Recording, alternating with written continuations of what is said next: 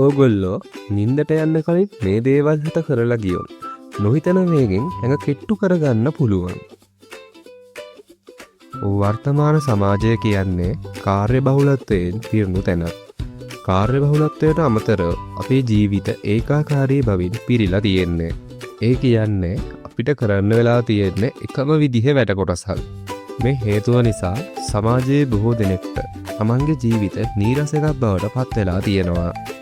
ඒ වගේම මේ කාර්ය බහුලත්වය නිසා මිනිසුන්ට තම සෞඛ්‍ය ගැන හිතන්න වෙලා නැහැ. වර්තමාන සමාජයේ ඉන්න මිනිසුන් බොහෝමයක් තුලතාවයෙන් සහ අධිබරෙන් පෙළෙන්නේ මෙන්න මේ නිසාමයි. ඒ හින්දා දැනුම් මීඩියා අපි හිතුවා නින්දෙදි ඇඟ අඩු කරගන්න පුළුවන් අතිසාර්ථක ක්‍රම 7ක් ගැන ඕගොල්ලෝ දැනුවත් කරන්න. මේ වගේ වටින වීඩියෝ ඔයගොල්ලෝ බලන්න කැමති නම් අපිත් එක්ක subscribe කරලා දැම්ම එකතු වෙන්න. ඒ වගේම channel එක like කරන්න සහ share කරන්නත් අමතක කරන්න එපා. නින්දට යෑමට පෙර කේසින් ප්‍රෝටීන් බහුල ආහාරයක් ගැනීම.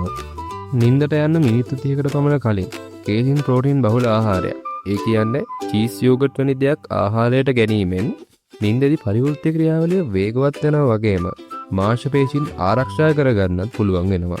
ඒ හින්දා මේව කන එකෙන් කුසගින්න අඩු වෙනවා වගේම සැලකිය යුතු ප්‍රමාණයෙන් කැලරි පරිභෝජනය අඩු කරගන්න පුළුවන්. දිනවතා යෝගට් චීස් වැනි දේවල් ආහාරයට ගන්න එකෙන් මාංශ පේශී වල ශක්තිය වැඩි වෙනවා වගේම මාංශ පේශීන් වර්ධනයටත් උපකාරී වෙනවා.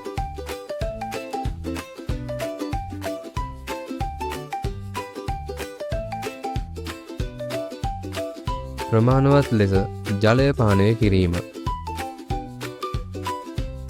පරිවෘත්තීය ක්‍රියාවලියේ අත්‍යවශ්‍යම සාධකයක් ලෙස ජලය පෙන්වා දෙන්න පුළුවන්.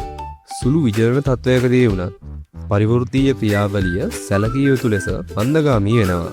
වතුර බොහෝ පරිවෘත්තීය ක්‍රියාවලි වලට සහභාගී වෙනවා. වතුර හැංගේ නැති හින්දා ඒ පරිවෘත්තීය ක්‍රියා බිඳ වැටෙන්න පුළුවන්.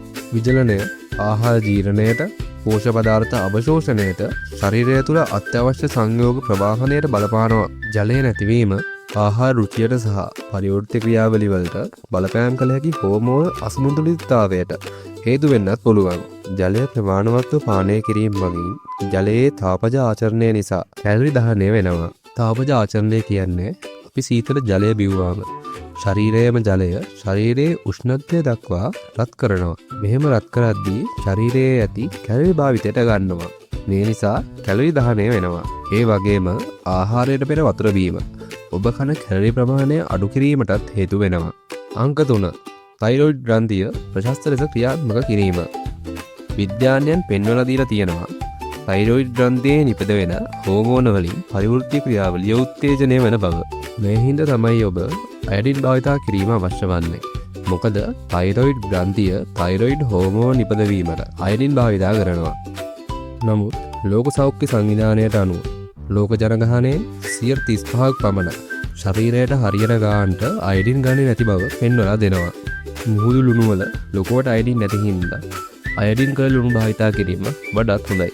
තයිරොයිඩ් ග්‍රන්ථිය ක්‍රියාත්මක වීමට අවශ්‍ය වන අනිකුත් රුධිර පෝෂක තමයි සින්ක් සහ සෙලෙනියම් කියන්නේ. මේවා මගින් තමයි ටීපෝ හෝමෝනය ඒ ක්‍රියාකාරී ස්වරූපය වන T3 හෝමෝනය බවට පරිවර්තනය කරන්නේ. ක්‍රීඩක ක්‍රීඩිකාවන් සින්ක් ගුණතාවයෙන් පෙළෙන බව සත්‍යයක්. මේ නිසා ඔවුන්ගේ ආහාරයට අයනින් සහිත ලුණු හෝ සින්ක් බහුල බෙල්ලන් වැනි දේවල් ලබා දීම මගින් ක්‍රීඩකයන්ගේ පරිවෘත්ති ක්‍රියාවලිය වේගවත් කරන්න පුළුවන්.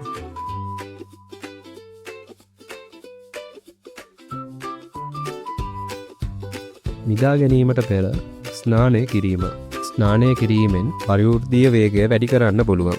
අපි ස්නානය කිරීමේදී අපේ ඇඟ තුළ තියෙන බ්‍රවුන් පැට් සක්‍රිය වෙනවා. සීතල ජලය ස්නානය කිරීම. මේ නිසා කැලරි දහනය කිරීමේ වේගය වැඩි වෙනවා. ස්නානය කිරීමේදී ඔබේ බෙල්ල නිකට අසල ප්‍රදේශ හොඳින් වතුර වැදීමට තබන්න. මේ ප්‍රදේශ තමයි බ්‍රවුන් පැට් වැඩිපුරම තියෙන ප්‍රදේශ වන්නේ. ඊට අමතරව සීතල ජලය ස්නානය කිරීමෙන් නින්දේ ගුණාත්මක බව වැඩි වෙනවා වගේම අපේ ආතතියත් අඩු කරගන්න උදව් වෙනවා. කාමන උෂ්ණත්වය අඩු කිරීම. නිතර කාමරයේ උෂ්ණත්වය ෆැරන්හයිට් 60ත් 67ත් අතර තිබීමෙන් පරිවෘත්තීය ක්‍රියාවලිය වේගවත් වෙනවා වගේම කැලරි දහනය වර්ධනය කරන්නත් උදව් වෙනවා. නිතර කාමරයේ උෂ්ණත්වය අඩු කිරීමෙන් ශරීරයේ උෂ්ණත්වය ඒකාකාරී මට්ටමකින් දිගට පවත්වා ගැනීමට අපේ ශරීරය විසින් ශරීරය තුළ ඇති කැලරි දහනය කරමින් උෂ්ණත්වය නිපදවීම සිදු කරනවා. මේ සඳහා අධික කැලරි ප්‍රමාණයක් දායක වෙනවා. ප්‍රමාණවත් තරම් නිින්ද ලබා ගැනීම. ප්‍රමාණවත් නිින්ද සියලු මනුෂ්‍යයන්ටම අත්‍යවශ්‍ය දෙයක්. ප්‍රමාණවත් නිින්ද ලබා ගැනීම නොහැකි වීම පරිවෘත්තීය ක්‍රියාවලිය සඳහා දායක වන හෝමෝන වල අඩුවීමටත් හේතු වෙනවා. උදාහරණයක් ලෙස ප්‍රමාණවත් නිින්ද ආහාර රුචිය උත්තේජනය කරන ජෙර්ලින් මට්ටම ඉහළ යාමට උපකාරී වෙනවා වගේම ලෙප්ටින් හෝමෝනයේ වැඩිවීම මොළයේ ක්‍රියාකාරීත්වයටත් හිතකර ලෙස බලපානවා.